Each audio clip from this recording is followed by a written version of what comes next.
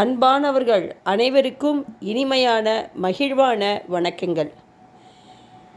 ஜெயிக்கிறவங்க கிட்ட ஒரு ரகசியம் இருக்குது தெரியுமாங்க?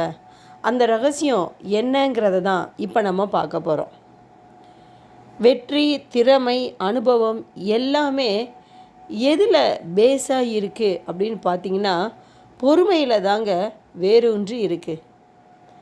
அவசரத்தின் சிப்பியை விட பொறுமையின் முத்து தான் ரொம்ப பெருசு என்பதை உணர்த்தும் விதமாக ஒரு கதை. எதையும் பொறுமையாக செயல்படுகின்றவர்கள் ஒரு செயலை நேர்த்தியாக, பூர்த்தியாக, சரியான நேரத்தில் செய்து முடிப்பார்கள். அதுவே பொறுமை இல்லாதவர்களிடம் அது இருக்கவே இருக்காது. இப்போ நம்ம ரகசியத்தை தெரிஞ்சிருப்போம்னு நினைக்கிறேன். இருந்தாலும் போகிற போக்கில் சொல்லிட்டு போகிறத விட ஒரு கதையின் மூலம் நாம் சொன்னோம் என்றால் அது நம் மனதில் ஆழ பதியும். குறித்த நேரத்தில் பொறுமை இல்லாதவர்களால் எதையுமே செய்ய முடியாது. அவசரம் நமக்கு முத்து சிப்பிகளை தரலாம், ஆனால் பொறுமையாக இருந்தால்தான் முத்துகளை தர முடியும். ஒருவருடைய திறமைகளை வெற்றிகரமாக உருமாற்றி தருவது அவரின் பொறுமையே. பொறுமை இல்லாது வீழ்ந்து போனவர்களின் சரித்திரத்தை விட பொறுமையால் வாழ்ந்து வரலாறு படைத்தவர்களை அதிகமாக உள்ளனர். பூமிக்கு இலக்கணமாய் நம் முன்னோர்கள் பூமியைத்தான் சொல்லுவார்கள். அந்த பூமியை நாம் காலால் மிதிக்கிறோம், வெட்டி உதைக்கிறோம், உமிழ்கிறோம். ஆனாலும் அது நமக்கு உண்ண உணவு அளிக்கிறது, தாகத்திற்கு நீர் தருகிறது. நாமும் நம் மனதை மெல்ல மெல்ல தட்டி எழுப்புவோம். பொறுமைக்கு நல்ல இலக்கணமாக திகழ்வோம். வெளிநாட்டில் இலக்கிய பரப்புரை செய்வதற்காக அங்கு நடைபெறவிருந்த மாநாட்டிற்கு செல்ல இருந்த சீடன் ஒருவன் தன் குருவை வணங்கினான். நீ எந்த சூழ்நிலையிலும் பொறுமையாக இருப்பாயா என்று கேட்டார் குரு. பொறுமையாக இருப்பேன் குருவே என்றான் சீடன். உறுதியாக உன்னால் பொறுமையாக இருக்க முடியுமா என்று மீண்டும் கேட்டார் குரு. மாநாட்டில் உனது பேச்சை கேட்பதற்கு ஆளே இல்லாமல் போனால் கூட பொறுமையாக இருக்க முடியுமா என்று மறுபடியும் கேட்டார். இருப்பேன் குருவே என்றார். நன்றா சிந்தித்து சொல், உன்னால் எந்த நிலையிலும் பொறுமையாக இருக்க முடியுமா என்று மறுபடியும் கேட்டார் குரு. பொறுமையை இழந்து விட்டான் சீடன். என்ன குருவே, நான் திரும்ப திரும்ப பொறுமையாக இருக்க முடியும் என்று சொல்கிறேன்.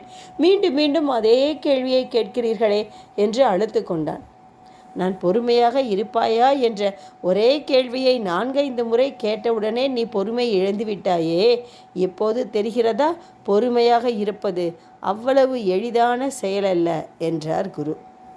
ஆம், உண்மைதாங்க. தான் செய்த தவற்றை உணர்ந்தான் சீடன். குருவிடம் மன்னிப்பு கேட்டுவிட்டான். பொறுமை கடலினும் பெரிது என்பதை உணர்ந்தான். பொறுமை தாங்க மனிதனுக்கு மிகவும் தேவை. பூவுலகில் அதுதாங்க பெரிய சேவையும் கூட. சோதனை காலம் வரும்போது இன்னும் நம்ம பொறுமையாக இருக்கணும். சுட சுட ஒளிரும் சங்கை போல நாமும் பொறுமை காத்து ஒளிர்வோம். பொறுமையே அனுபவத்தின் வெளிப்பாடு.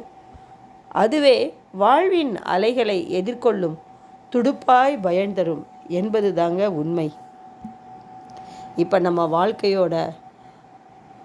வாழ்க்கையில் எப்படி ஜெயிக்கணும்? நிறையா பேர் ஜெயிச்சிருக்காங்க. நம்ம ஈஸியாக சொல்லிடுவோம், அவனுக்கு என்ன, அவன் ஜெயிச்சு வந்துட்டான் அதனால அவனுக்கு அதெல்லாம் தெரியாதுன்னு. ஆனால் அவன் ஜெயிச்சு வந்துட்டான் அப்படின்றதுக்கு பின்னாடி என்ன ரகசியம் பொதிஞ்சு இருந்ததுன்னா இந்த பொறுமைங்கிற ரகசியந்தாங்க, வேறு எதுவுமே கிடையாது.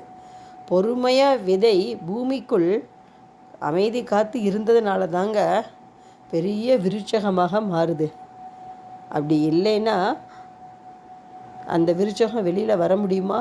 அதுபோல தான் நம் மனதிற்குள் இருக்கக்கூடிய விதை பொறுமையாக நாம் பாதுகாத்தோம் என்றால் நாமும் மிகப்பெரிய விருட்சகமாக அனைவருக்கும் பலன் கொடுக்கக்கூடிய வகையில் நாம் மீறு கொண்டு வருவோம் என்பதுதான் உண்மை.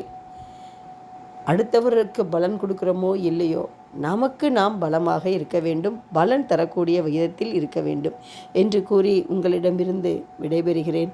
நன்றி, வணக்கம். வாழ்க வளமுடன், வாழ்க வையகம். மீண்டும் உங்களை சந்திக்க வருகிறேன். இந்த வீடியோ உங்களுக்கு பிடிக்கும்னு நினைக்கிறேன். லைக் பண்ணுங்கள், ஷேர் பண்ணுங்கள் அண்ட் சப்ஸ்கிரைப் பண்ணுங்கள். தேங்க்யூ.